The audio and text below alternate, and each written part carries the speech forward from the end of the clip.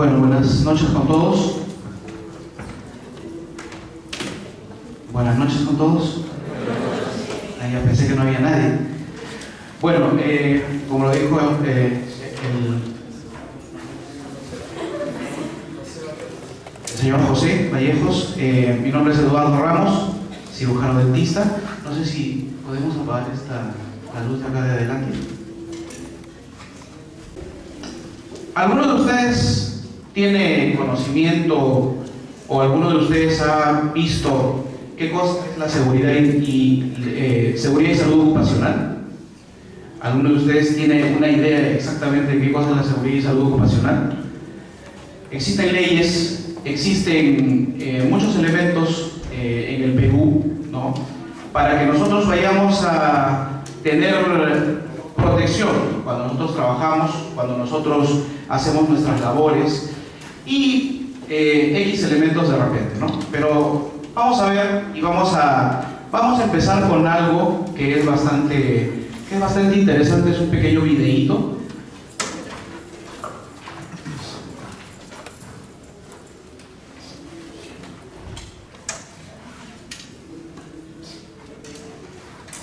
Tal vez alguno lo ha visto en internet, en YouTube, porque siempre se puede buscar.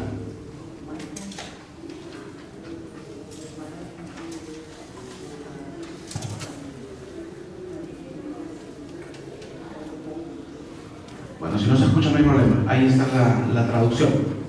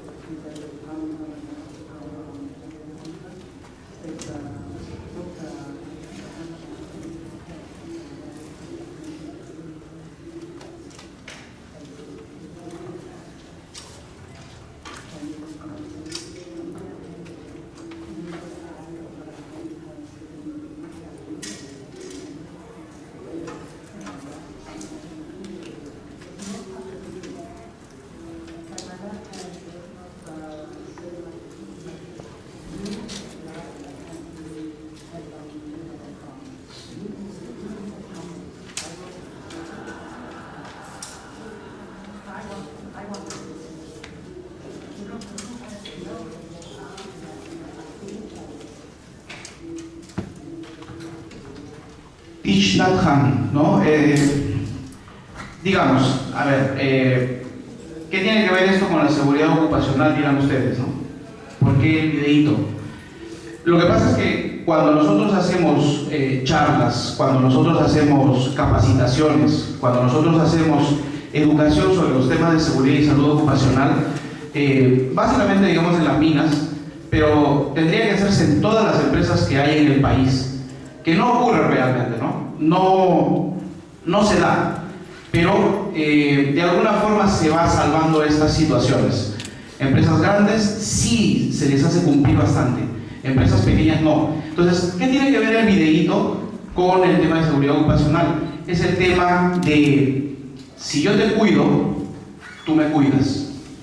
Si yo te doy, digamos, esa capacidad de ser compasivo contigo, tú también tienes esa capacidad de ser compasivo conmigo dentro del trabajo, ¿no? Van a ver ahí que dentro de las áreas de trabajo, en cualquier área de trabajo, van a ver también que existe un tema del bullying, existe un tema de la discriminación, ¿no? Entonces, ¿qué cosa es lo que dice el video? Es el tema de la no discriminación.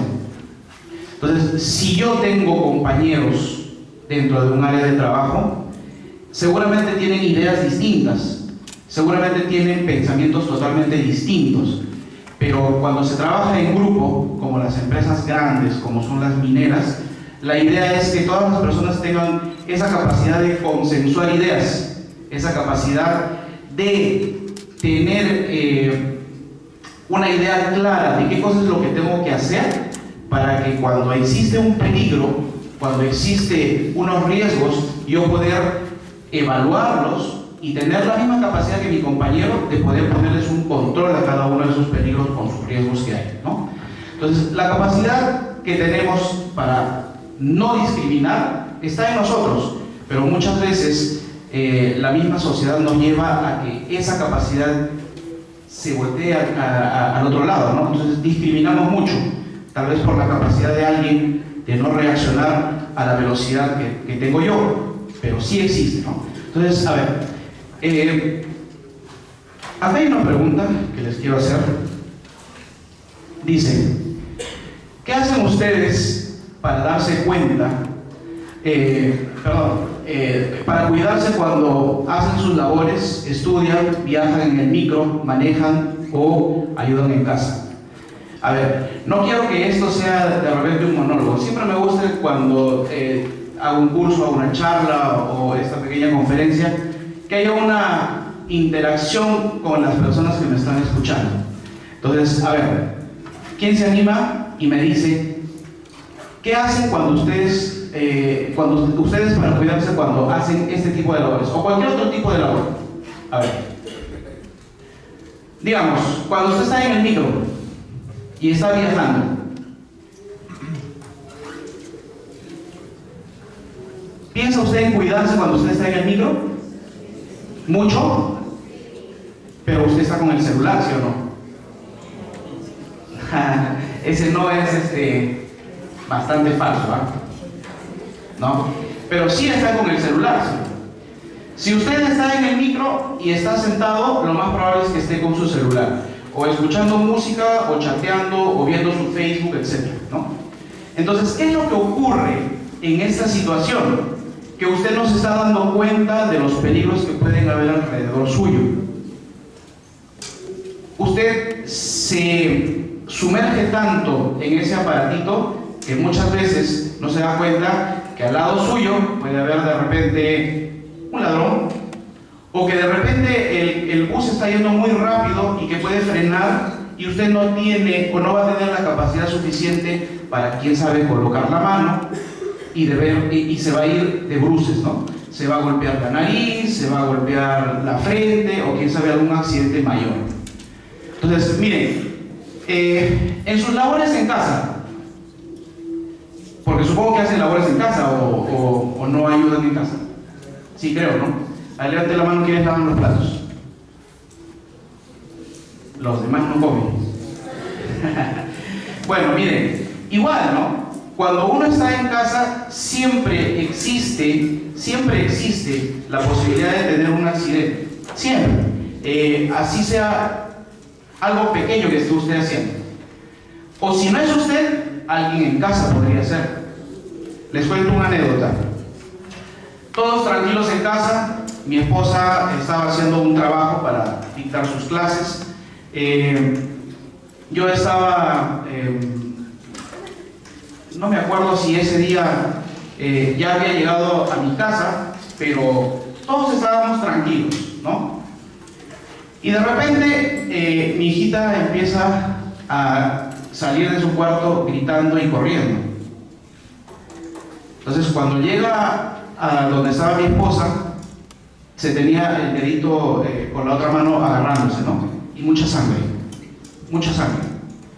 Y obviamente mi esposa se asusta y lo primero que hizo es levantarse asustada y atinó sí a ver qué cosa es lo que le había pasado, ¿no? ¿Qué cosa es lo que estaba haciendo ella? Estaba tratando de hacer unos crayones que había visto cómo se hacían en YouTube con un tutorial. ¿Y cómo se hacían estos crayones? Ella quería hacer unos crayones para su muñeca, quería hacer unos crayones chiquititos. ¿Y qué es lo que estaba haciendo? Sacándole la parte del centro, la mina de los lápices de colores. Pero nadie se había dado cuenta que había agarrado un cúter que yo tenía en mi mesita de noche. Entonces, a la primera que quiso sacarle la parte del medio de este lápiz, se cortó el dedo. Miren, y fue tan grave que si el cúter no llegaba al huesito, porque llegó al huesito, si el cúter no llegaba al huesito, se sacaba un pedazo del dedo, ¿no? Entonces ahora ya está sanita, ya no tiene nada, pero su dedito le ha quedado ahí como un pancito francés. Entonces ella siempre se mira el dedito y dice, ya mi pancito francés ya va a desaparecer. Cuando crezca va a desaparecer. Tiene 7 años. Pero miren lo que puede pasar en cualquier momento. En el micro, ¿no? ¿Alguna vez ustedes cuando han subido o cuando han tomado un taxi, seguro que se dan el trabajo de observar el rostro de la persona que está manejando, ¿no? Pero ¿alguna vez ustedes se han dado cuenta o han volteado la cara para ver si las llantas del taxi están bien? Si tiene desgaste, si no tiene desgaste. Porque el taxi, el de Uber o el de cualquiera de esas empresas, de repente son, tal vez tienen buenas llantas, pero muchas de las que se toman en la calle no. Y los accidentes pueden ocurrir por ahí.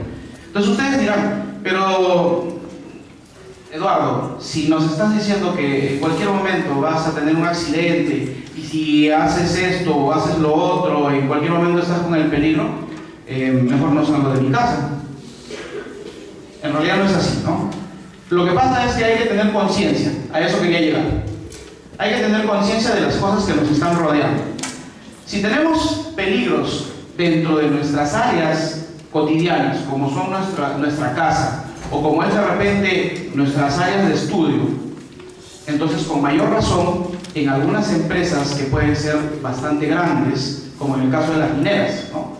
Existen aparatos enormes, existen químicos como el ácido sulfúrico, por ejemplo, que puede quemar a una persona en segundos y que esa persona puede fallecer por simple quemadura o por haber aspirado o los gases que emana el ácido sulfúrico, por ejemplo, ¿no?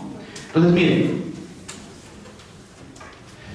acá hay otra pregunta que dice, ¿no? ¿O ustedes creen que ya lo tienen controlado todo? ¿Qué dicen ustedes? ¿Lo tenemos controlado todo?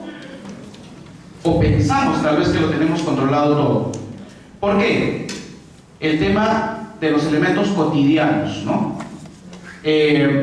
La costumbre a los elementos, por ejemplo, como el micro. La costumbre, por ejemplo, a los aparatos de teléfono, como cuando usted tiene el aparato de teléfono enchufado y de repente entra una llamada y no se da el trabajo de desenchufarlo y contesta inmediatamente. Hay accidentes, han ocurrido accidentes. Pero ¿qué pasa? ¿Qué decimos nosotros? ¿Qué dicen ustedes? No pasa nada, ¿no? A mí no me ha pasado. Eso le pasó a alguien más, pero no creo que a mí me pase. Pero sí hay la posibilidad de que a usted le pase. Está usted en el porcentaje de que a usted le pase. Pero no nos damos cuenta ese porcentaje o en qué porcentaje podría afectarnos cada cosa que nosotros estamos haciendo. Cuando usted viaja en un bus, tiene un 80% de posibilidades de tener un accidente cuando viaja en un bus, ya sea en la ciudad o ya sea en un bus interprovincial. 80% de tener un accidente. Pero cuando usted viaja en avión, tiene el 2% de posibilidades de tener un accidente. Pero a pesar de ello, ¿usted qué hace? En el avión viaja como gato, ¿sí o no? O muchas personas en el avión. Yo soy sincero, yo detesto los aviones. Pero a pesar de que no tienes tanta posibilidad de tener un accidente, viajas mucho más asustado de repente en un avión. ¿Por qué? ¿Por qué?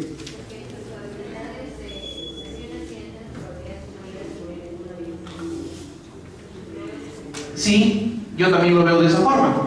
Porque de repente el control que puedas tener tú en el avión es nula, ¿no? Y en el bus puedes tener alternativas, ¿no? De poder cuidarte, pero en el avión no depende de ti. Así es. En este caso, del piloto, ¿no? Así que hay una película por ahí, ¿y dónde está el piloto, no? ¿La han visto? Muy buena. Para no tenerle miedo a los aviones. Muy bien. A ver. La rutina y las frases, ¿no? Es lo que a veces nos lleva a todos nosotros a tener ese descuido en nuestras áreas de labores, en el caso de ustedes, en nuestras áreas de estudio, ¿no? Uno puede caminar por, no sé, le llaman avenidas, le llaman callecitas acá entre cada uno de los pabellones. De repente ustedes caminan y sin, de repente, ningún temor, ¿no? Porque ustedes pueden pensar, no, acá no pasa nada, pero sí puede pasar. Alguien puede tener algún desperfecto en su carro y sí puede ocurrir un accidente. Y siempre hay que estar alertas, siempre hay que estar alertas. Miren, ¿cómo es que en la mina, por ejemplo, hacemos que las personas se concienticen cuando les hablamos de estos temas y cuando les decimos que tienen que tener el cuidado suficiente, tenerlo totalmente presente para que no tengan los accidentes, ¿no? Uno, por ejemplo, miren, esta es una pared en la refinería que está en Hilo, que pertenece a Saura. Es una pared que más o menos mide unos 4 metros de alto y la mano más o menos tiene ese tamaño, ¿no? Entonces, si ustedes se dan cuenta, hay nombres. Y los nombres son de las personas que trabajan en ese lugar. ¿Y la mano qué significa?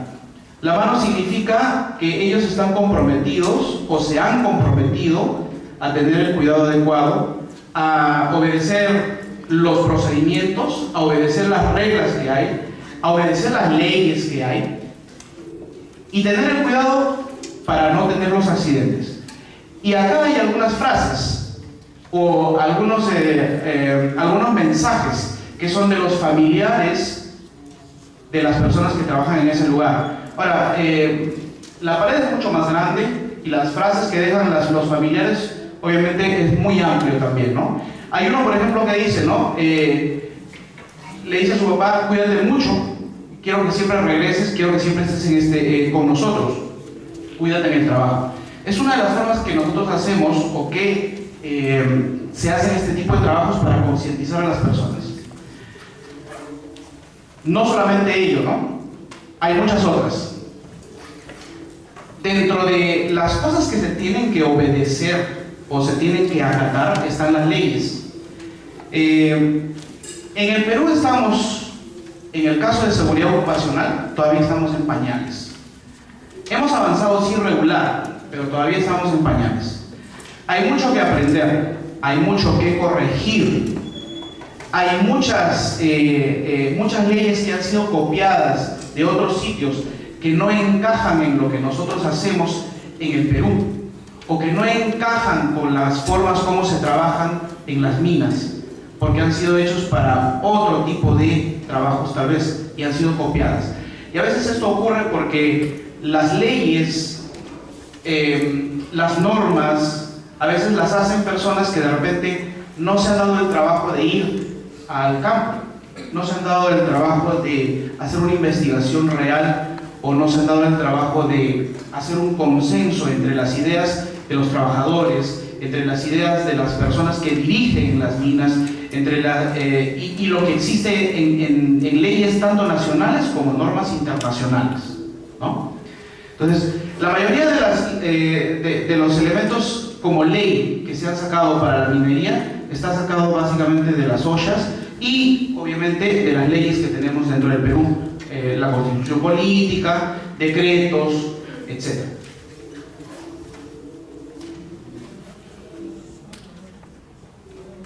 Nosotros tenemos en el Perú, obviamente, una jerarquía en el tema de las leyes, ¿no? Primero, la constitución política del Perú, que es el elemento que va a enmarcar y va a hacer que nosotros tengamos un orden jurídico, que tengamos un orden en cómo es que nosotros debemos de comportarnos y nos va a decir cuáles son nuestros deberes y cuáles son nuestros derechos y va a decir a las personas que manejan al país, ¿no?, las autoridades, cuáles son sus obligaciones y qué cosas son los elementos que no pueden hacer.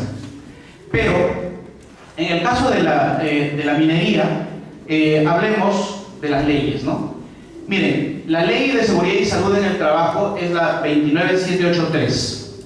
Es una ley que sale en el año 2012. ¿En qué año estamos? ¿Cuántos años va de que salió esa ley? No, ni siquiera eso, miren, porque sale la ley en el 2000, perdón, no sale en el 2012, sale en el 2011, me estoy equivocando. Su reglamento sale en el 2012, porque una ley no puede funcionar sin su reglamento, ¿no? Entonces sale en el 2011 la ley, sale su reglamento en el 2012, pero tampoco es utilizado a partir del 2012. Es utilizado a partir de enero del 2013 como un marco general en seguridad y salud ocupacional en el Perú. Miren, recién en el 2013, quiere decir que solamente tenemos 5 años obedeciendo reglas claras, porque antes solamente había decretos, habían reglamentos dentro de las empresas, que a veces los ministerios los tomaban, pero no estaba del todo establecido, ¿no? Ahora sí existe, pero incluso han ido cambiando algunos elementos, ¿no? Porque sale la ley y después sale de repente el decreto 055 que sirve para la minería, que ese decreto en algunos casos era un poco leonino, ¿no? Con las personas que dirigían las empresas. Por ejemplo, si un supervisor dentro de sus trabajadores tenía a un accidentado, dependiendo de la gravedad del accidente podía irse a la cárcel como responsable de ese accidente. Entonces eso ha cambiado porque ahora existe la responsabilidad de ambos, tanto del supervisor, que tiene que ver y que tiene que decir al trabajador cómo es que debe de trabajar, qué cosa es lo que se tiene que poner, y el trabajador tiene que obedecer y estar de acuerdo a lo que la norma, la regla, los procedimientos y los estándares les están diciendo para que pueda cumplir su labor. Si no fuera así, entonces la responsabilidad es compartida. De repente ya no existe un elemento de cárcel por un accidente, pero sí va a existir un elemento de cárcel por un elemento de muerte en alguno de los trabajadores, ¿no? Miren, la verdad, el tema es bastante amplio, ¿no? Bastante amplio. Lo que estoy tratando de hacer es de repente hacer como una especie de introducción para que ustedes más o menos sepan a qué nos enfrentamos o qué cosa es la seguridad y salud ocupacional. Y en este caso básicamente en el tema de la minería. La constitución política, las leyes dentro de ella, las resoluciones legislativas, ¿no?, que van saliendo a veces para cambiar ciertas leyes, obviamente por el Poder Legislativo, los decretos de urgencia que son firmados por el presidente, que no necesariamente tienen que pasar por el Poder Legislativo, ¿no?, en caso de emergencia, por ejemplo, decretos supremos y, bueno, resoluciones ministeriales. A ver, el Reglamento de Seguridad y Salud Ocupacional de Trabajo y su reglamento sale en 2012, recién empezamos a usarlo. Dentro de nuestra constitución política existen tres artículos que de repente ya eso lo pueden buscar ustedes y lo pueden leer, pero en la constitución política, ¿no? Acá estamos, los artículos 7º, 9º y 50 y el 59. Derecho a la protección de salud, familia y la comunidad. Es un poco más amplio, pero con esto es que empieza el tema para nosotros sacar, o para que hayan salido los decretos, el 055, ahora el 024 en el tema de la minería. Cada vez va cambiando. ¿Por qué es que va cambiando? Por lo que les dije hace un momento, ¿no? Existen fallas y existen elementos copiados que no encajan en las formas como se trabaja en el Perú, o como, de acuerdo a nuestras leyes, no encaja en lo que nosotros hacemos. A ver, en el caso de la minería, lo anterior fue de repente un poco más general, ¿no? El marco general, la ley general, la 29783, con su jerarquía, la constitución y todo lo que viene debajo de él. Pero en el caso de la minería, les pongo esta foto, ¿por qué? Porque normalmente cuando pensamos en minería, ¿en qué pensamos? socavón, ¿ya? ¿Qué más? Campamentos, ¿qué más? Contaminación, ¿qué más?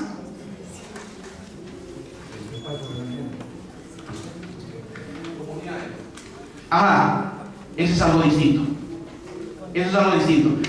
Porque al principio, todo lo que dijeron, sí, pues muchas veces nosotros pensamos solamente en esos temas, el socavón, los túneles, el tajo abierto, la contaminación, etcétera, ¿no? Pero no solamente existen esos temas dentro de la minería. Dentro de la minería también existe, por ahí escuché, la comunidad. No solamente la comunidad, el medio ambiente, los ríos que hay que cuidar, no hay que contaminar, la responsabilidad, así es. Pero, a ver, ¿alguna vez ustedes han visto este cerrito? ¿Nunca? ¿Alguien lo conoce? Está en Moquegua. Está en el camino entre Moquegua y la mina Cuajone, que está en Moquegua. ¿Nadie? Se llama el Cerro Baúl. A ver, eso está en historia. Examen. A ver, el Cerro Baúl, si ustedes lo ven en la fotografía, aparentemente es un cerro que no es muy grande, ¿no? Pero tiene una meseta que tiene 9 hectáreas. Sobre esa meseta de 9 hectáreas vivió una cultura en el Perú, la cultura Huala, en ese lugar. ¿Y cómo llevaban el agua a ese lugar?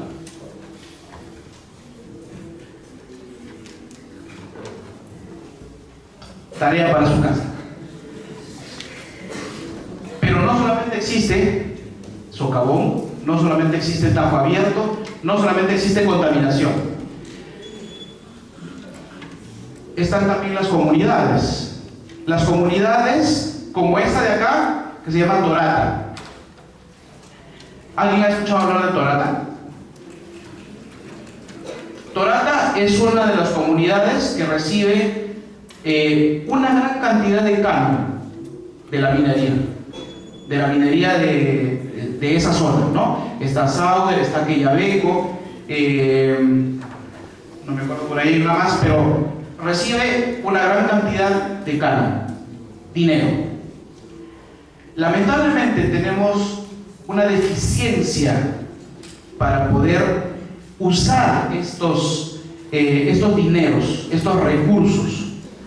Las autoridades que son elegidas de repente son las más capaces del lugar, y lo que nosotros vemos en estas comunidades, si no se les de repente por ahí orientara, quién sabe, sería un poco más caótica la situación. Lo que hacen de repente es, por ejemplo, un local municipal tan grande en donde de repente cabe toda la población de ese lugar. No tiene nada que ver o totalmente desproporcionado, ¿no? Entonces, miren, en este lugar existe la producción del damasco. Con el damasco se hace un macerado, se llama el macerado de damasco, que se hace con pisco. Y en este lugar existe el macerado de damasco más rico que hay en todo el Perú. Hay una profesora de educación primaria que se ha especializado en hacer este macerado de damasco, pero no la conoce nadie más allá de Torata, ni siquiera en Tacna, ni siquiera en Moquegua. Ha ganado varios concursos de macerado de damasco. Entonces miren ese potencial que existe en estos lugares para hacer que estas personas vayan a desarrollarse gracias a ese canon.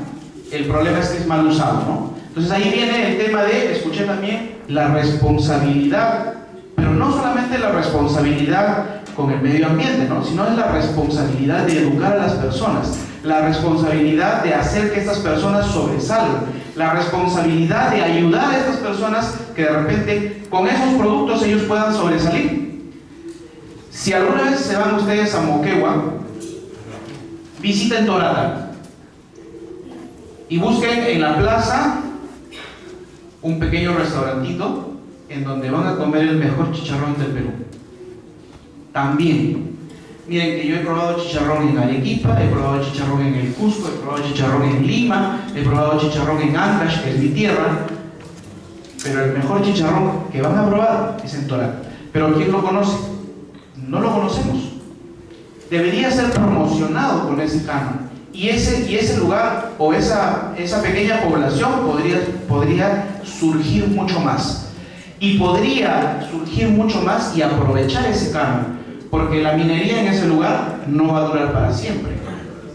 En algún momento esa minería se va a ir, pero tiene que dejar sembrados, digamos, todos los elementos para que pues no vaya,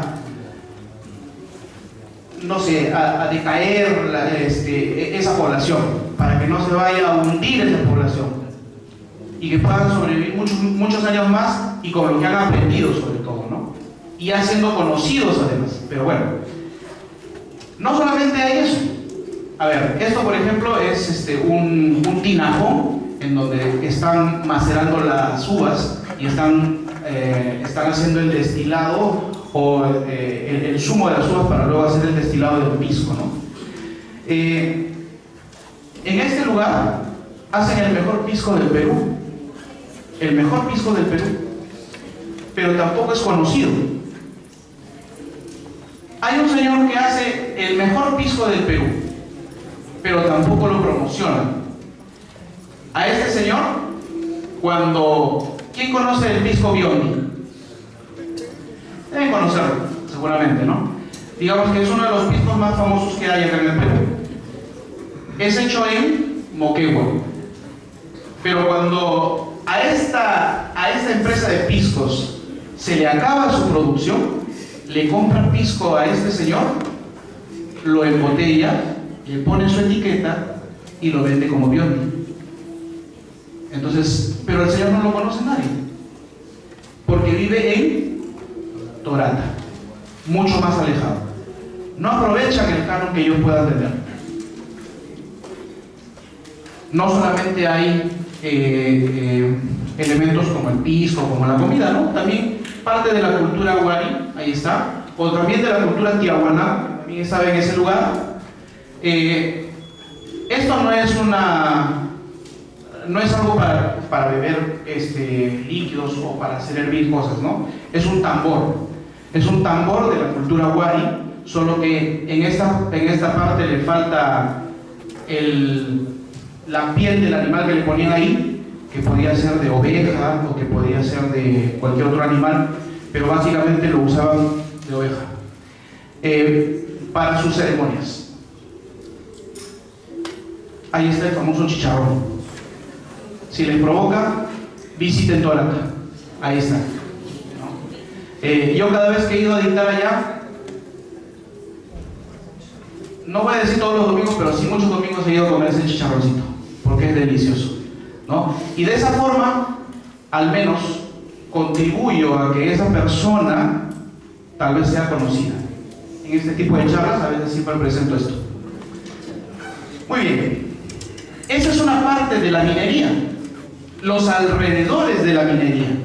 Pero, a ver, ¿qué cosa existe? Ya habíamos estado hablando un poquito de las leyes, ¿no?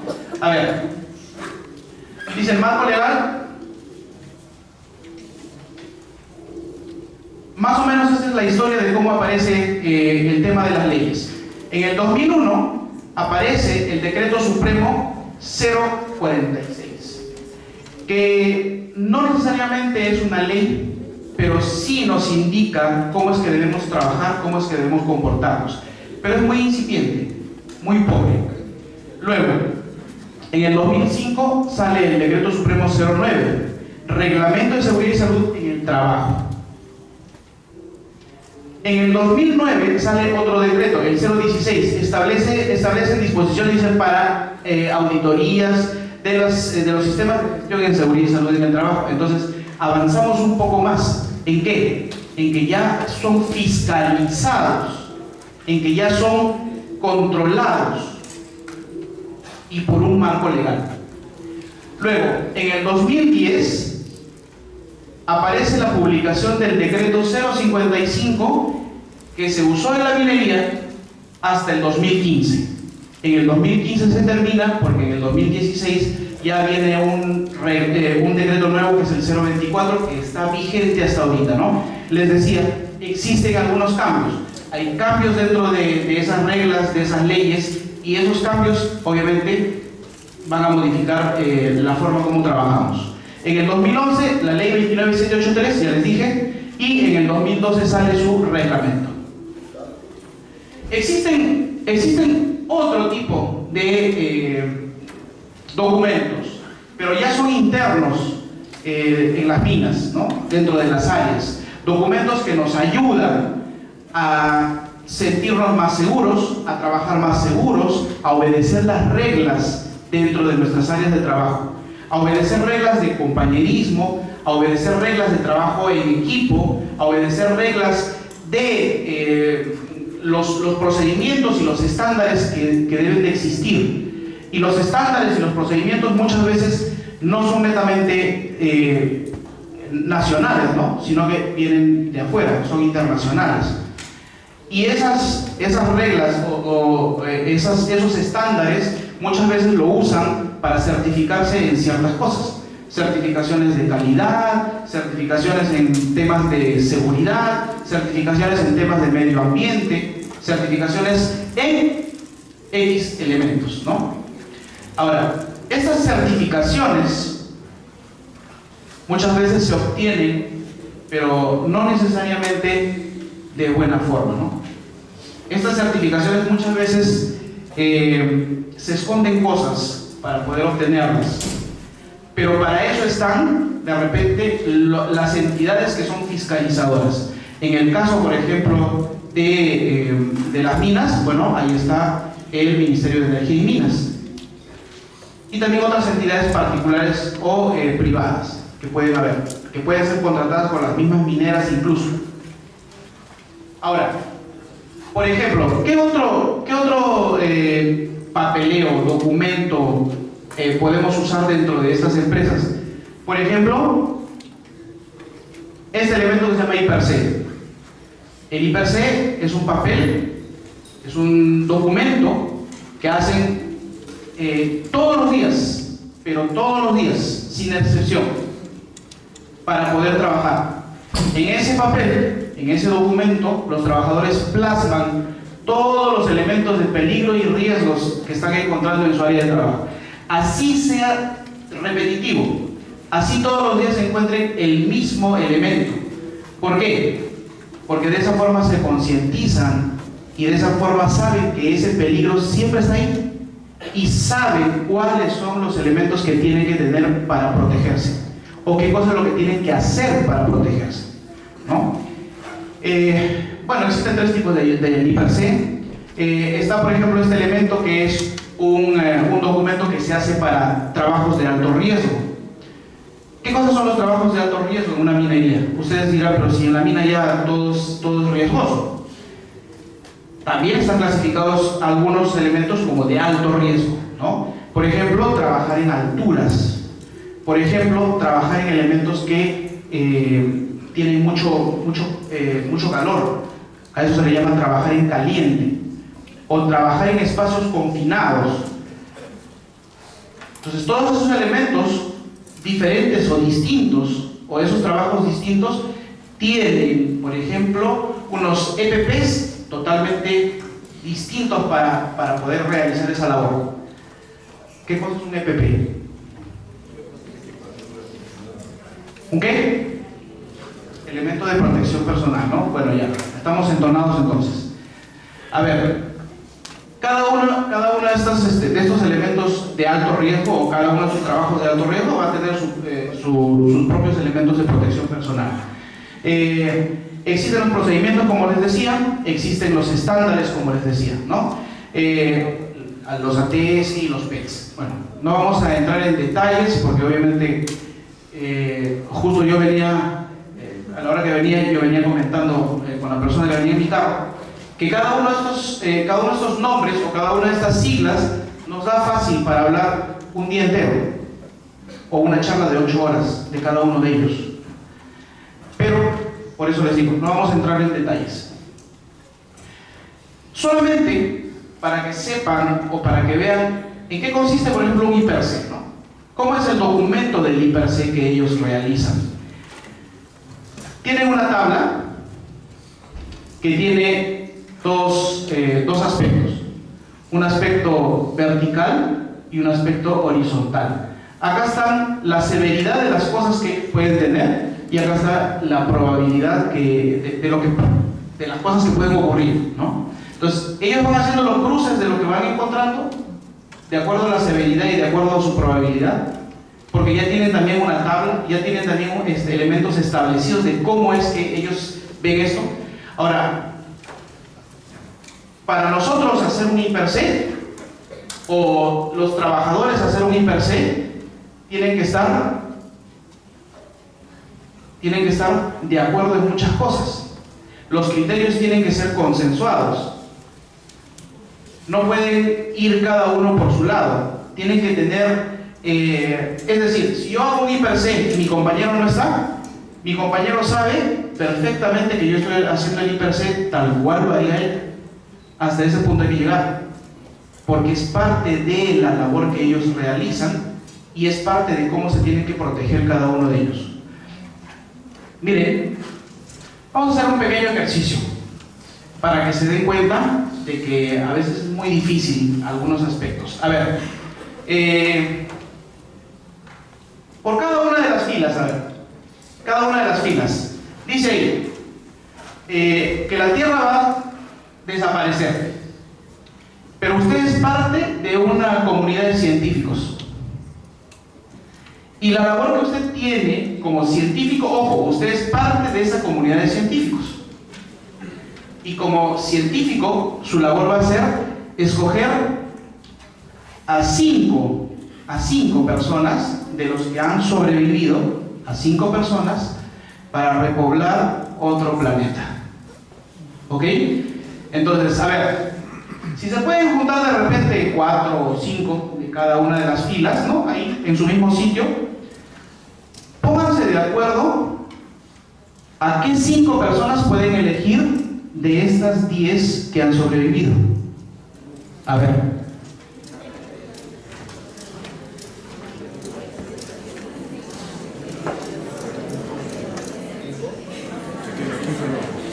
Les voy a dar 3 minutos para que se pongan de acuerdo. A ver.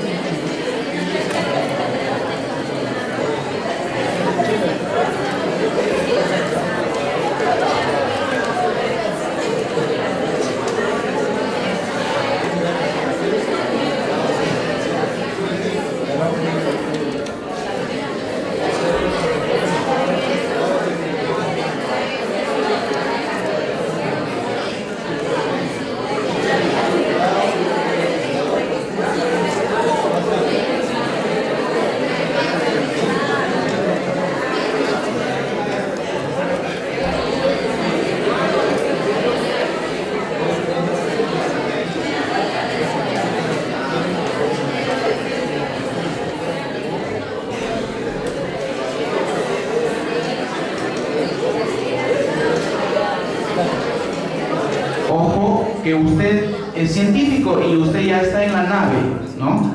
Ojo. No me vayan a decir yo.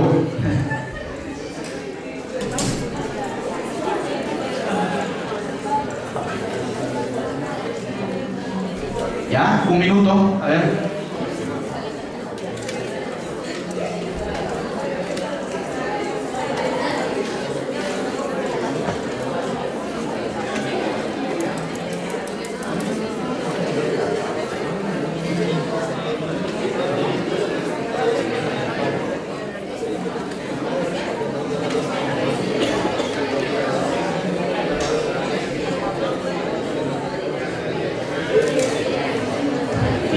Eso, a ver.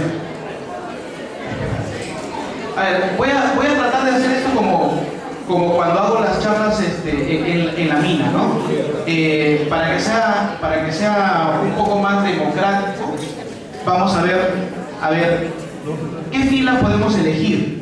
O un par de filas, a ver, para que nos digan, ¿no? Dígame un número, señorita. 20, a ver. 1, 2, 3, 4, 5, 6, 7, 8, 9, 10, 11, 12, 13, 14, 15, 16, 17, 18, 19, 20. La tercera fila empezando de arriba. A ver, ¿en qué quedaron ustedes? ¿A quién llevarían ustedes?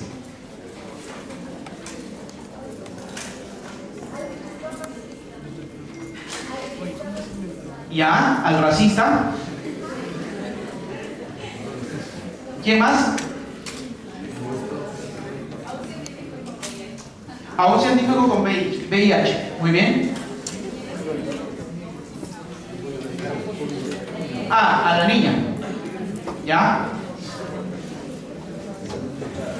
Faltan dos. Una profesora de 50 años. ¿A quién más?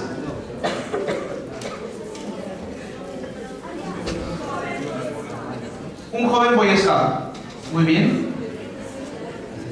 ¿Y estuvieron totalmente de acuerdo? No. Ahí dice no. A ver, dígame usted un número. 8. 1, 2, 3, 4, 5, 6, 7, 8. A ver, ¿a quiénes eligieron ahí en esa fila? A ver, Pau. Milen. ¿Ya? ¿Ya?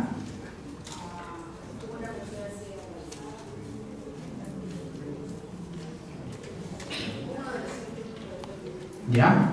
Y uno más.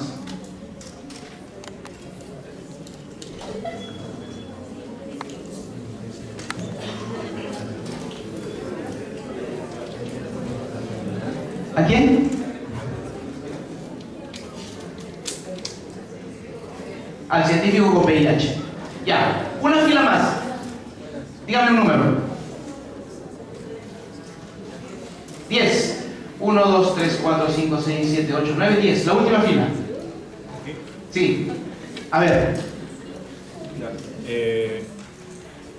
A una mujer ciega embarazada, después a una niña de 7 años, un joven Boy Scout, una reina de belleza y un adolescente muy rebelde. Ok. ¿Por qué llevarías a todas esas personas? Porque ninguno compromete la seguridad de los demás. Ya. Ok. Y el objetivo es repoblar el planeta, entonces creo que si ya estamos viendo 5 científicos, se supone que también hay hombres ahí. Entonces sí se va a poder dar, ¿no?, la repoblación. Entonces, pero si lleva otra persona que tiene tuberculosis o VIH, o otra persona que ya tiene mucha edad, y otra persona que es problemática, como una persona racista, entonces no compromete la misión. Ok. ¿Por qué el científico con VIH? Sí, VIH puede ser controlado, ¿no? Dicen. Es portador. Y de repente, para que conozcan más sobre ese tema, ustedes podrían entrar a una página que dice El arte del miedo, ¿no? En realidad no es una página, sino ahí, pongan ahí, si quieren, ahí en YouTube, y pongan ahí El arte del miedo, y se van a caer de espaldas, así que mejor siéntense. ¿Por qué a la tercera fila? ¿Por qué a la profesora de 50 años? ¿Ah? ¿Ustedes no estaban de acuerdo? Ya. Ya. Bueno, miren, ok. ¿Por qué este ejercicio? Este ejercicio justamente nos hace darnos cuenta de que este elemento, para que nosotros lleguemos a tener un consenso de nuestros criterios en nuestras áreas de trabajo, pasa mucho tiempo. Entonces, cada una de las personas que trabajan en una mina, en cada una de sus áreas de trabajo, que puede ser, por ejemplo, en el fondo de la mina, ¿no? Mucho polvo, el peligro de los taludes, las explosiones que hay. No solamente ello, sino existen maquinarias gigantescas, los volquetes, ¿no? Las palas, que no solamente son gigantes, sino que usan electricidad y electricidades enormes. Para poder alimentar a esas palas, los cables son más gruesos que mi brazo. Entonces imagínense, hay personas especializadas solamente para llevar los cables, para mover los cables de un lado al otro, porque las palas se mueven a paso de tortuga, pero igual se mueven. Y hay personas especializadas y les llaman tableros, ¿no? Entonces miren, el consenso al que hay que llegar en un grupo de personas, ¿cuántas personas entran acá, más o menos? Debemos haber unas 60, poco más, digamos que 80 personas. 80 personas que si yo les digo que se pongan de acuerdo en algo, lo más probable es que exista un bullicio enorme como el que hubo hace un rato. Ahora imagínense en un área como una mina, en donde en una sola área pueden haber hasta 200 trabajadores, en una sola área, entre supervisores, entre técnicos, ingenieros, trabajadores, etc., ¿no? Entonces es bastante complicado llegar a esos consensos, pero tienen que hacerlo. Y el primer video, el videito que les enseñé, justamente lleva a eso, ¿no? El hecho de que si yo veo que mi compañero no responde a la misma velocidad que yo, entonces yo tengo esa capacidad y debo tener esa capacidad de ayudarlo, de esperarlo, de comprenderlo y si es posible, bueno, instruirlo, si es que yo tengo esa capacidad. De lo contrario, muchas veces pueden haber los accidentes. Los accidentes se generan por N razones: un olvido, una distracción, una broma. A veces dentro de las áreas de trabajo seguramente todos tenemos un carácter totalmente distinto. Algunos pueden ser serios, algunos pueden ser muy joviales, algunos pueden ser muy acuciosos y pueden encontrar los peligros muy rápidamente. Algunos pueden de repente no ser muy acuciosos y se demoran en encontrar los peligros. Entonces todos esos elementos hacen que las personas sean totalmente diferentes. Eso lo sabemos todos, no estoy descubriendo la pólvora. Pero justamente llegar a un consenso, eso les ayuda a todas las personas que trabajan en la mina, y no solamente a los que trabajan en la mina, a los que trabajan en cualquier otro lado. En un consultorio yo tengo que tener un consenso con mis compañeros, con mis colegas. Por ejemplo, en el hecho de guardar los instrumentos nomás, ¿dónde están? Porque si no estaríamos rebuscando los instrumentos, ¿no, Pablo? O si no, con la asistenta, ¿no? Hay un elemento que se llama la memoria. Entonces, las personas que operan, ¿no? Están tan instruidas, sus ayudantes, que ya sabe cuál es el paso a seguir del doctor. Entonces el doctor no voltea y le dice dame la tijera, no, el doctor simplemente hace esto, agarra la tijera porque la asistenta o el instrumentista le da la tijera con fuerza, agarra la tijera y corta, porque ya la persona sabe qué cosa es lo que tiene que hacer, sabe cuál es el paso siguiente. Entonces exactamente así es como debe haber un consenso entre estas personas de ahí, pero es mucho más difícil, ¿no? Cuando son personas de diferentes, digamos, lugares, porque no solamente, en esta mina no solamente están las personas que viven alrededor, vienen de Arequipa, vienen de Puno, vienen de Lima, vienen del extranjero. Hay muchas personas que vienen a trabajar en estos lugares que son de Chile, por la cercanía, ¿no? La última vez que he ido, también existían muchas personas de los que están viniendo por esta locura de Maduro, muchos venezolanos trabajando ya en las minas, que son ingenieros, pero trabajan como obreros. Entonces, todas esas personas tienen un carácter diferente, idiosincrasias diferentes, costumbres diferentes, que cuando llegan a ese lugar tienen que acostumbrarse a cómo es que se trabaja en ese lugar. Muy bien.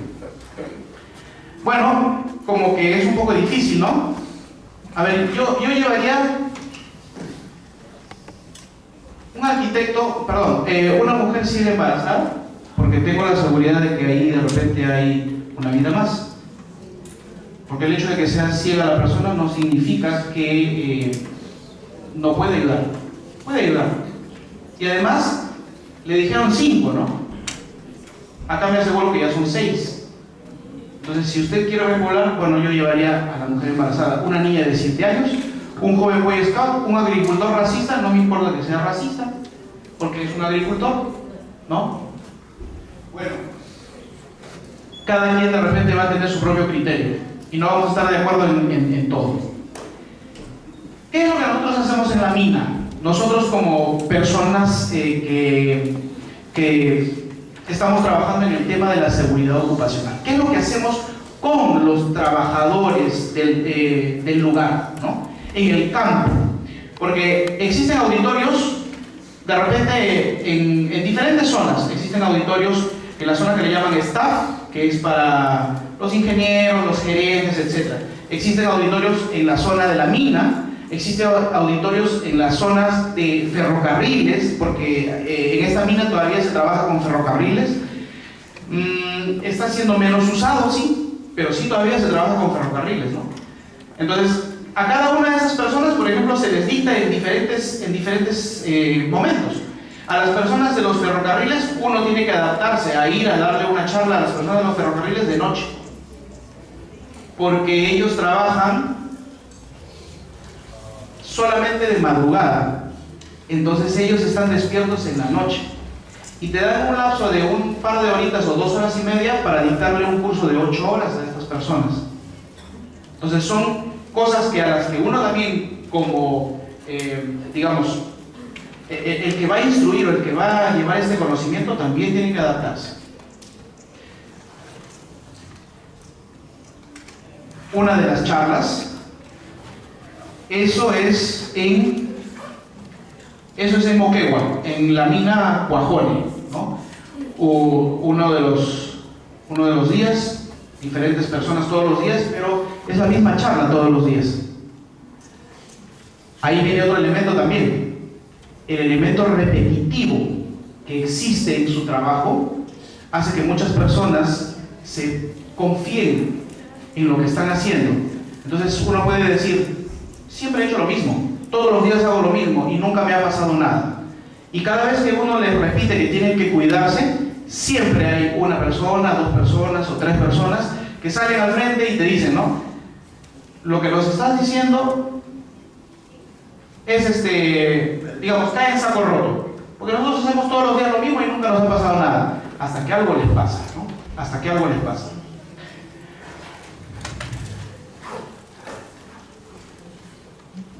Les hablamos de qué? Del estrés laboral. El estrés laboral es muy diferente al estrés que nosotros tenemos cuando estudiamos. ¿O ustedes creen que es igualito?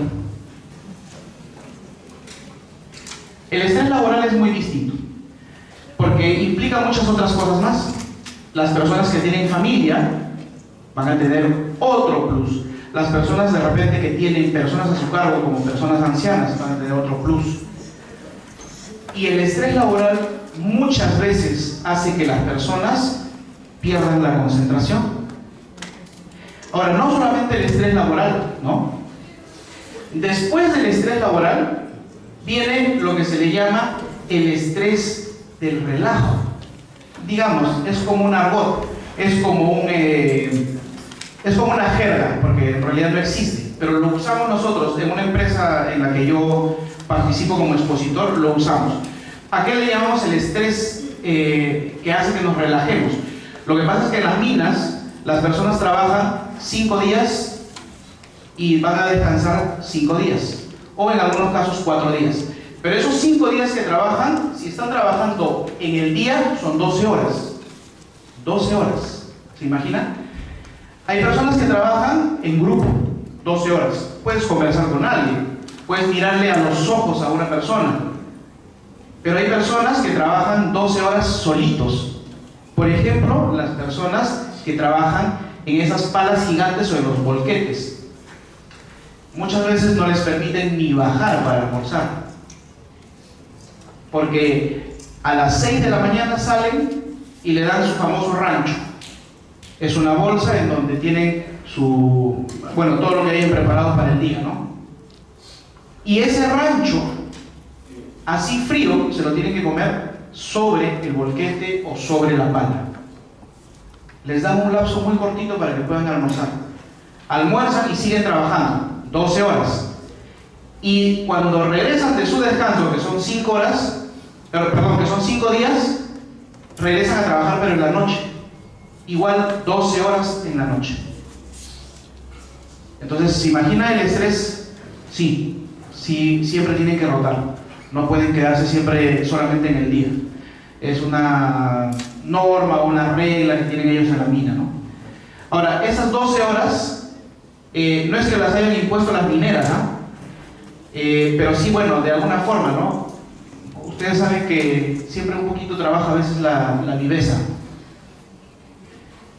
Les preguntaron a los trabajadores, ¿no? A nivel nacional, en muchas minas. Tienen esto y tienen esto.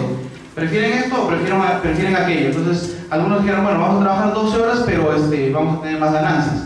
Pero no se dieron cuenta que estaban destruyendo el organismo, estaban destruyendo la parte psicológica, estaban destruyendo la parte de repente familiar, ¿no? Porque trabajar 8 horas, ya sea de día o ya sea de noche, pero sí te da el tiempo para que tú puedas compartir con la familia. Estas personas a veces no. Y muchas de las personas trabajan en la mina 5 días, pero están en la mina, pero sin su familia. Entonces, ese es otro elemento también. Hay un gran porcentaje, 77 más o menos, si no me equivoco, en porcentaje de infidelidad, tanto de hombres como mujeres, de los que trabajan en las minas. Doble familia. Doble familia, o sea, no solamente es que un chapifuga, no. No, infidelidad, doble familia, ¿no? Para que más o menos vean a qué cosa nos lleva el estrés, aunque parezca mentira, ¿no? Aunque parezca mentira.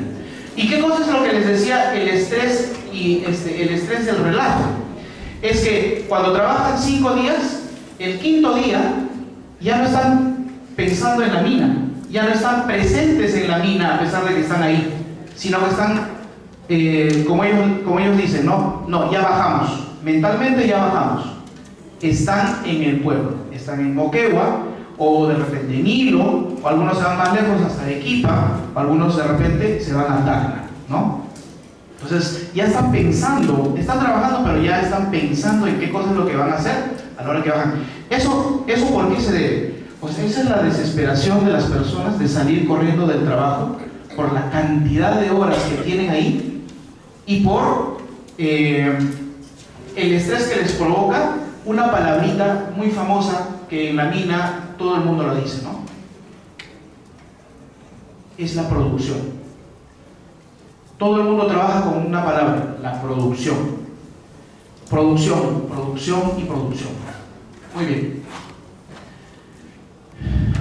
El estrés laboral nos lleva a hablar un poquito de este señor. ¿Quién es este señor? Sí, pues no. Pero algo así bastante rápido. El cerebro es un órgano muy poderoso. Muy poderoso.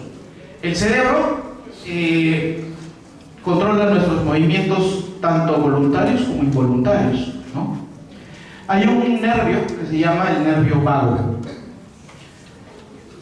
Cuando una persona está muy enferma, muchas veces el cerebro le dice al nervio vago que todo se pare, porque lo que interesa en este momento es que sobrevive el cerebro. Entonces, como le dice que todo pare, para todo, hasta el corazón. Entonces, como que hay un cortocircuito ahí, ¿no? Para todo, para el corazón, te da un infarto y te mueres. Eso es lo que puede hacer el nervio vago gracias a la la orden que le pueda dar el cerebro.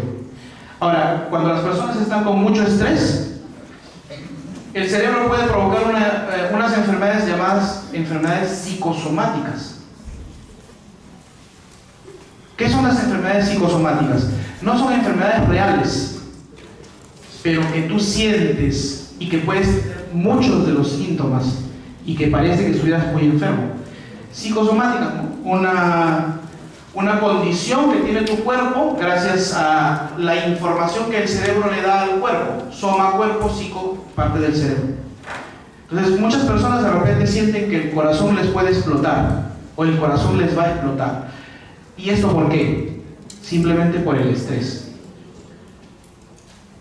Pueden tener el famoso colon irritable. Es una situación psicosomática. Pueden tener ataques de pánico, es una situación psicosomática. Todos estos elementos hacen que las personas empiecen a bajar sus defensas, y al bajar las defensas, cualquier enfermedad te puede atacar bastante fuerte. Una simple gripe te puede atacar fuerte, o cualquier otra enfermedad que tú tengas por ahí se puede agravar gracias al tema psicosomático, porque tus defensas disminuyen. Ahora, el burnout o quemarse en el trabajo. ¿Qué es esto? Es una respuesta. Miren, les hablamos de todos estos elementos a las personas en la mina, de todos estos elementos. Ellos tienen que saberlo.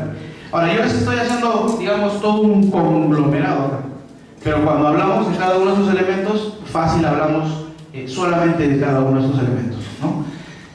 Miren, respuesta al estrés laboral crónico y integrado por actitudes y sentimientos negativos hacia las personas con las que trabaja y hacia el propio rol profesional. Es decir, uno puede estar trabajando y si tiene este síndrome o este tema, simplemente la persona que está a tu costado no te interesa y no te va a interesar si es que vaya a tener un accidente o no. Bueno, esto no lo digo yo, ¿no? Esto es parte de los estudios psicológicos y psiquiátricos. Entonces, sí existe esta condición en las personas, se le llama quemado en el trabajo. No tiene absoluta conciencia de que, a pesar de que antes era una persona totalmente consciente, se vuelve una persona inconsciente y no le interesa su rol profesional, su trabajo y tampoco las personas que están alrededor de él, porque ya se cansó, así de simple. El acoso laboral o el bullying, también les hablamos de ello. Han habido muchos casos durante el tiempo que yo daba las charlas en la mina, muchos casos de este tema, ¿no? Del bullying. X motivos. A veces empieza con una simple rivalidad y alguien tira una piedrita con un pequeño chismecito, se riega y al final la persona afectada termina retirándose de su trabajo, termina retirándose de la mina. Son temas que existen no solamente en la mina, también pueden existir acá, también existen en el colegio, también existen en el barrio, existen en todos lados. Entonces, recuerden siempre el tema del videíto de la mano, ¿no? La compasión y la no discriminación.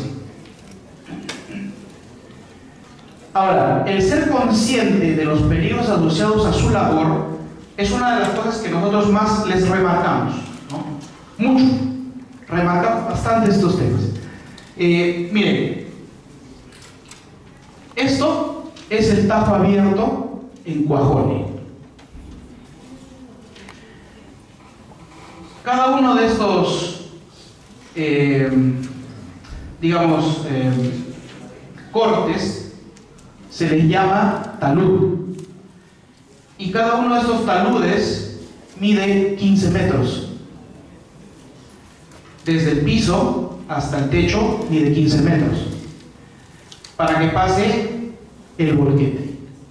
Pero no solamente un volquete, sino es un elemento de ida y vuelta. Es una pista de doble sentido. Entonces, el volquete mide más o menos unos 4 metros de ancho.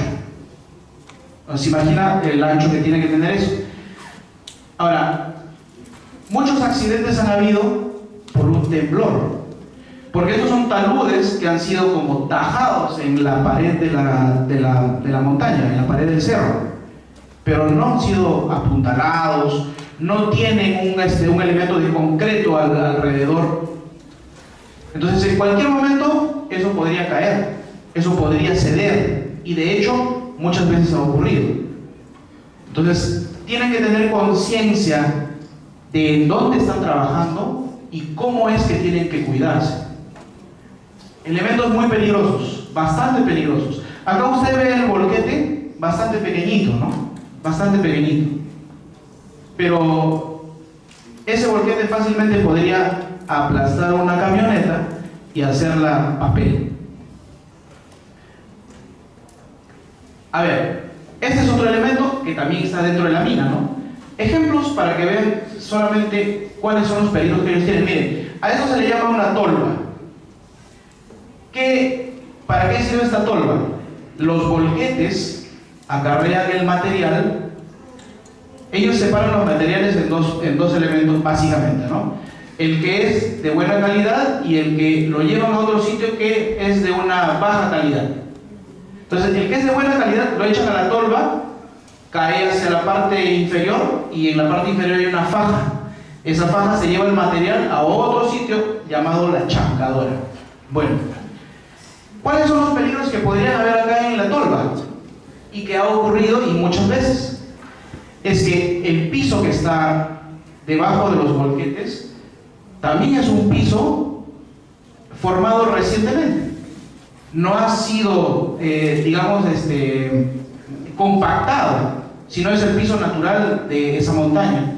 Y si ese piso ha sido hecho en lugares donde hay explosiones, ese piso puede caerse. Por eso es que en este caso sí le ponen su pared de concreto, con un dique. Pero si ese piso cede, este volquete que está levantando el material para echarlo, simplemente se puede ir con material y todo por ese lugar. Y de hecho, ¿qué ha pasado, no? Y cuando pasa eso, muchas veces no encuentran al chofer. Muchas veces no lo encuentran. Desapareció. Miren el tamaño del volquete y miren el tamaño de la camioneta. Y eso que este es un volquete antiguo, no es un volquete de los más grandes, este es un volquete que lleva 250 toneladas más o menos. Pero existen volquetes que llevan ahora 400 toneladas. Entonces imaginen la llanta y el tamaño del volquete. Entonces, acá el volquete, la camioneta tiene un elemento que se llama pértiga, ¿no? Acá está. Esto es para que el chofer del volquete vea y se da cuenta que hay un vehículo.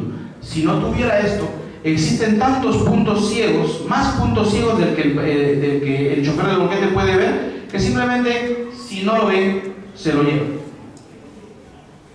Peligros y más peligros, ¿no? La conciencia que tienen que tener en dónde están, qué cosas es lo que están haciendo, qué vehículo están manejando, qué pueden ocasionar con el vehículo.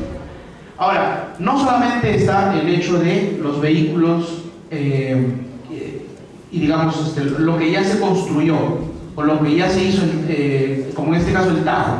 Existen también los elementos climáticos. Miren, en este lugar yo pude tomar esta foto, pero de repente ahí sí se puede ver un poco todavía, ¿no? Pero hay momentos en que la neblina es tan tupida que usted puede caminar y no ve más allá de 1 metro. Realmente, no estoy exagerando, no ve más allá de 1 metro. Entonces, en esas condiciones, sí, ya paran obviamente las operaciones. Pero acá, a pesar de que hay bastante neblina, todavía siguen avanzando. Todavía siguen haciendo sus labores, si se dan cuenta, ¿no? Eso es lo que yo les decía. A este lugar llega el material, acá lo muelen, acá lo almacenan, pero no se ve por acá, pero alrededor hay muchas casas de los trabajadores. Ahí viene el tema del polvo, por ejemplo. El tema del polvo que hace que las personas de repente se puedan enfermar en el sistema respiratorio. Y una de las cosas que más nos afecta es la famosa silicosis, porque el material que hay en ese lugar tiene mucho sílice. El sílice los lleva a tener la silicosis, que es como una especie de cáncer, ¿no? Y muchas personas tienen ese tema en este lugar. Acá pueden observar, este sí es el volquete más grande, miren el tamaño de la camioneta, miren el tamaño de las llantas, ¿no? Este es un camión cisterna, y este es otro de los volquetes más grandes que hay. Miren el tamaño del camión cisterna y miren el tamaño del volquete, ¿no? Acá está lo que les decía, ¿no? La pista de doble sentido, por acá se va, por acá regresa. El polvo es impresionante en ese lugar. Paran regando, todo el tiempo paran regando. Hay elementos con los que ellos también pueden regar, que son químicos, ¿no? Para poder ayudar para que los volquetes, o para que no haya mucho polvo. Pero el hecho de regar mucho, ¿qué pasa? Los volquetes son pesados. Un volquete pesa más o menos 400 toneladas. Más la carga que lleva, que son unas 350 toneladas más. Miren la cantidad de peso que tiene ese volquete. Entonces, si hay una pendiente, ese volquete se puede resbalar. Imagínense todo lo que tienen que calcular para que no existan los accidentes, ¿no? A pesar de que las personas pueden vivir en lugares bonitos como este, también seguimos con el tema del clima, ¿no? El clima es muy adverso en este lugar. Es tan seco que si usted va y está en este lugar una semana, la piel empieza a descamarse, muy seco. Y la radiación en ciertas horas del día es muy alta, ¿no? Las personas que trabajan en la intemperie, que son obviamente la mayoría, usted cuando pasa por esos lugares, usted los ve embadurnados a todos con los protectores solares, ¿no? Todos parecen blancos. Todos parecen blanquitos, pero en realidad es el protector solar. Tienen cascos, tienen protectores para la nuca, tienen guantes. A pesar del calor, ellos tienen que estar con manga larga y los chalecos, muchas veces con los respiradores. Entonces son condiciones muy adversas en las que se trabaja en estos lugares, y la seguridad ocupacional tiene muchísimo que ver, porque ellos tienen que cuidarse mucho, porque no solamente son ellos, son sus familias también, ¿no? Este es el campamento en Toquepala, este está en Tacna, ¿no? Bueno, vamos solamente para que más o menos vean cómo van vestidos los trabajadores a veces, ¿no? Los elementos de protección personal. Digamos, su arnés, su chaleco, un overol, el casco, este respirador, que todos lo odian a ese respirador, pero lo tienen que llevar puesto. Y lo tienen que llevar puesto las 12 horas que trabajan. 12 horas con el respirador. Entonces, ¿qué es lo que pasa? Si yo me canso del respirador, ¿por qué? Porque hay un momento en que me hace doler el lomo de la nariz. Empiezo a sudar en la parte interna, empieza a gotear el sudor. Las orejas empiezan a doler por las ligas. ¿Y qué hace el trabajador? Se lo saca. ¿Pero qué cosa es lo que dice el trabajador? Pero es un ratito nomás, voy a descansar. Voy a hacer que mi cara descanse un ratito nomás. Pero en ese ratito, que sea 1 minuto o 2 minutos, el polvo lo está respirando. El sílice sigue entrando en su organismo. Y eso es acumulativo, ¿no? Va acumulándose y más y cada vez más. Entonces, saque su cuenta cuántos minutos respiró el sílice durante 35 años de trabajo. Entonces es bastante complicado, y muchas veces yo digo que las personas que trabajan en esas condiciones son muy valientes. Trabajos en espacios confinados, trabajos con elementos químicos, otros elementos de protección personal que pueden ser los básicos, ¿no? El casco, las botas. Todas las botas tienen que tener punta de metal, no punta de acero. Todas. Si uno ingresa a uno de estos, a algunas de las áreas sin las botas reglamentarias, lo castigan, o incluso hasta lo pueden despedir por ese simple hecho. Existe una cantidad de señalética. Ustedes, cuando alguna vez han visto un camión cisterna, ya sea de combustible o de gas, bueno, los dos son combustibles, pero de gas o de gasolina o de petróleo, y han visto uno que es de leche. El de leche no tiene esto, ¿no? Pero el de combustible sí. ¿Y alguna vez se han preguntado por qué? ¿Qué cosa es? ¿Nunca? Bueno, ahí está. Nos indica si es inflamable, nos indica si es tóxico, nos indica si es corrosivo, ¿no? Son elementos que nos indican. Entonces, los números que están ahí nos indican lo grave que puede ser cada uno de estos químicos que llevan. Levante la mano, ¿quién sabe usar un extintor? Ajá, 1, 2. 1, 2. ¿Usted también? Ajá. Cuando uno ha usado el extintor, ¿cómo se deja el extintor? Ah, bueno, ya no, ya lo usaste, pero ¿cómo se deja el extintor? A ver. El extintor ya fue usado, ¿no? Y existen extintores de diferentes elementos químicos. ¿Se acuerdan de Amy? ¿Se acuerdan de Amy? ¿Por qué es que se quemó? ¿Por qué es que siguió ardiendo su cuerpo debajo de este polvo químico? Claro, pero ¿por qué no? El polvo químico, en un elemento que es orgánico, se vuelve ácido y sigue quemando. Mantiene el calor debajo y sigue quemando. Y no se puede sacar fácilmente porque se convierte en una masa. En ese caso, el polvo químico es para otro tipo de incendios, digamos, ¿no? Existe el polvo químico, existen algunos otros que son de espuma, existe el agua, por ejemplo, dieléctrica. El agua dieléctrica que sirve, por ejemplo, para extinguir incendios eléctricos. O usted le puede echar agua así a un incendio que ha sido causado por un tema de electricidad. No se puede. Pero esta agua ha sido tratada de tal forma que sí se puede usar para extinguir un fuego causado por electricidad. A la grasa no le puedes echar agua. Vas a aumentar el fuego. A la grasa le tendrías que echar polvo químico seco, por ejemplo.